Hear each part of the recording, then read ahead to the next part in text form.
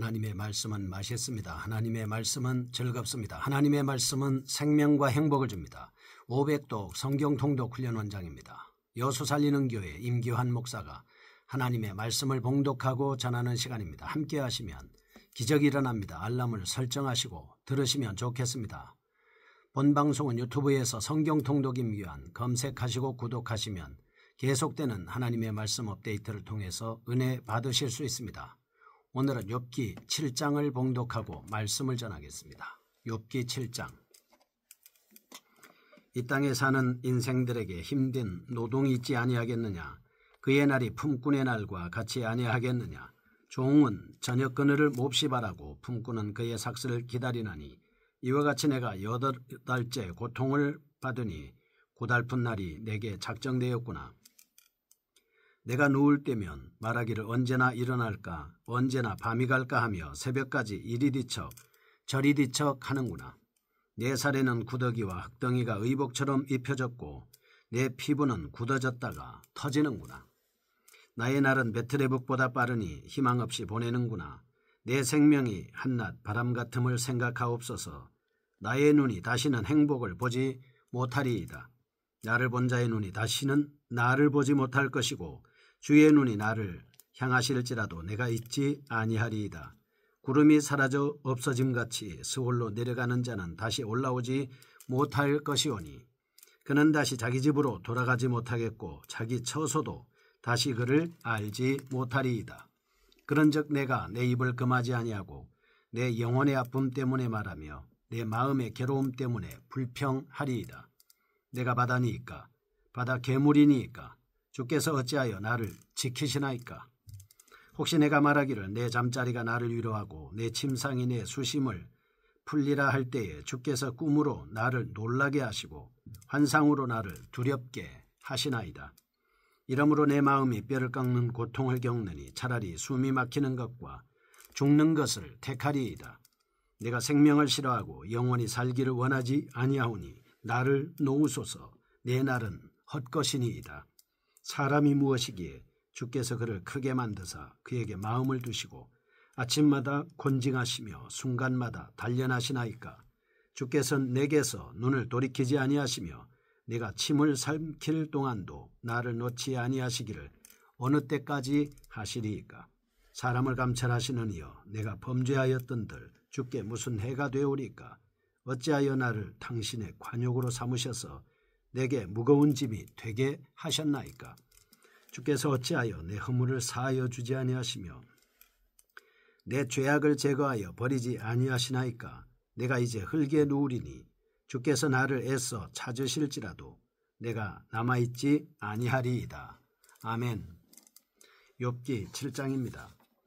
계속되는 욥의 답변을 볼 수가 있겠습니다. 극도로 괴로움으로 인해서 오랜 시간이 흐르기만을 고대하는 자들의 비참한 생의 모습을 적나라하게 표현한 신명기의 말씀처럼 욥은 자신의 고통스럽고도 쓰라린 마음을 독백과 기도의 형태로 절박하게 토로하고 있습니다.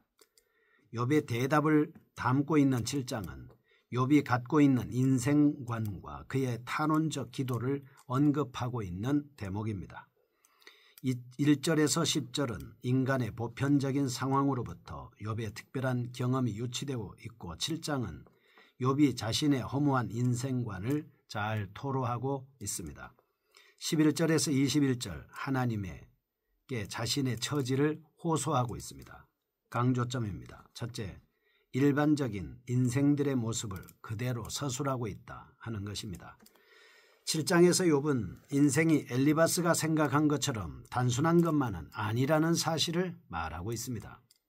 그는 인간의 삶을 군인의 격렬한 전투나 농부의 고된 노역으로부터 온다고 표현하고 있습니다. 둘째, 욥은 자신이 억누르기 힘든 분노를 반어적인 표현을 통해서 강력하게 나타내고 있습니다.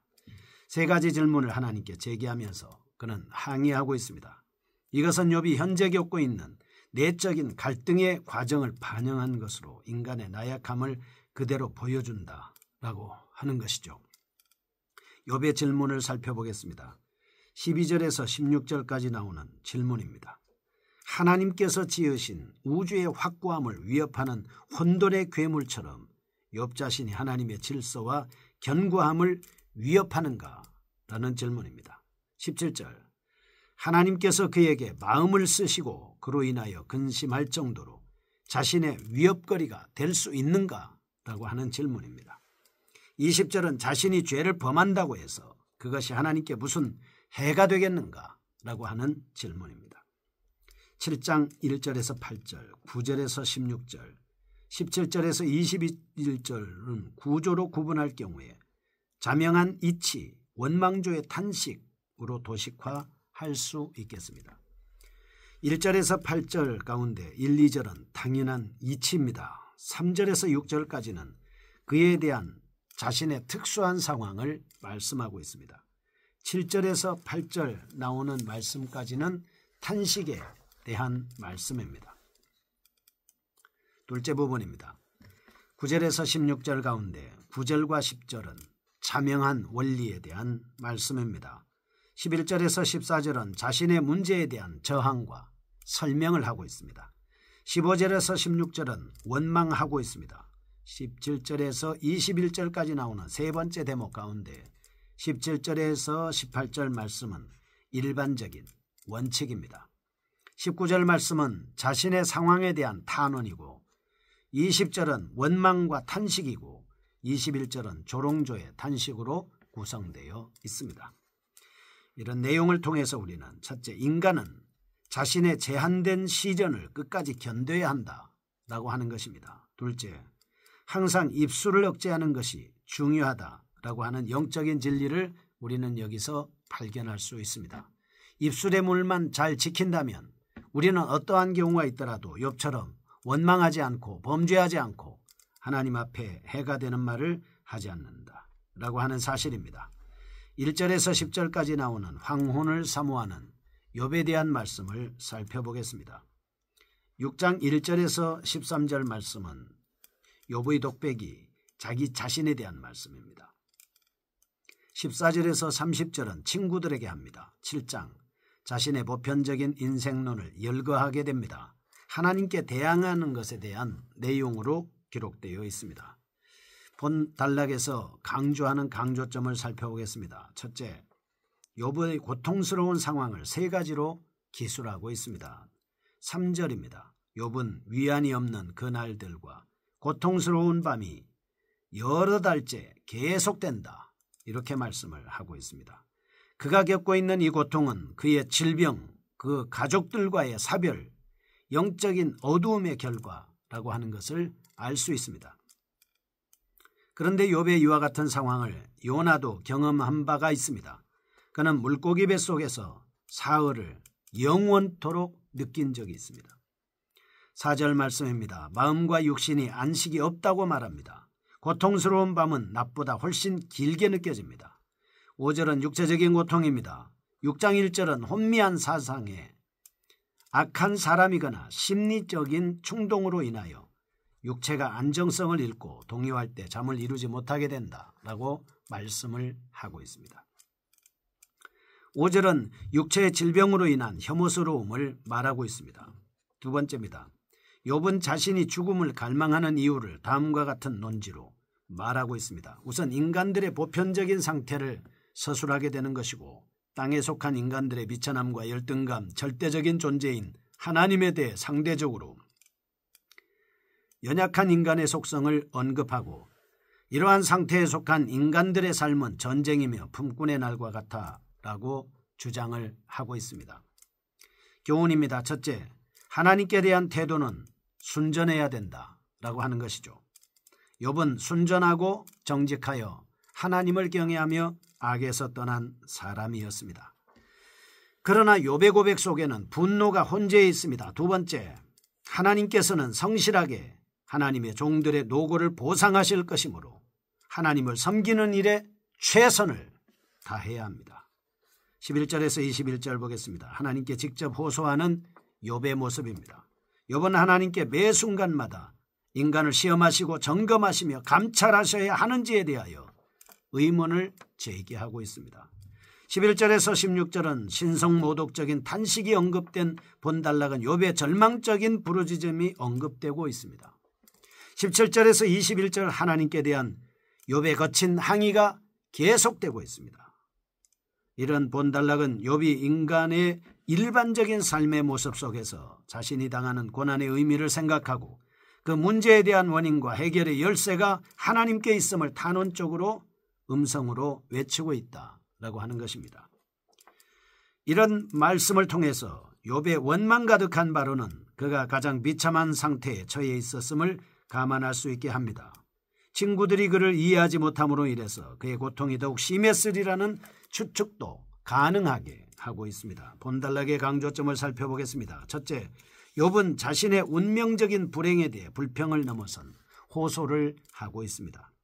자신의 애절한 호소에도 불구하고 아무런 반응을 보이지 않으시는 하나님의 잔인성을 표현하고 있습니다. 그리고 11절에서 하나님과의 논쟁에 있어서 인간은 정당화될 수 없다는 사실을 만각한 듯 욥은 자신의 부당한 고난을 단호하게 거부할 뿐만 아니라 원망하는 태도를 취하고 있습니다. 둘째, 욥은 침묵하시는 하나님에 대하여 비난합니다. 욥은 하나님께서 인간이 당하는 고통에 대해 외면하시거나 못 본 채 하시기 때문에 인간은 어쩔 수 없이 하나님을 원망할 수밖에 없다라고 이렇게 말합니다. 그러나 성경은 하나님께서는 당신의 피조물인 참새 한 마리도 염려하십니다. 소에 대해서도 지대한 관심을 가지고 계십니다. 또한 인간들이 지상에서 행한 악행들의 결과는 오랫동안 남기 때문에 하나님께서 인간사에 관계하신다라고 이렇게 말씀하고 있습니다.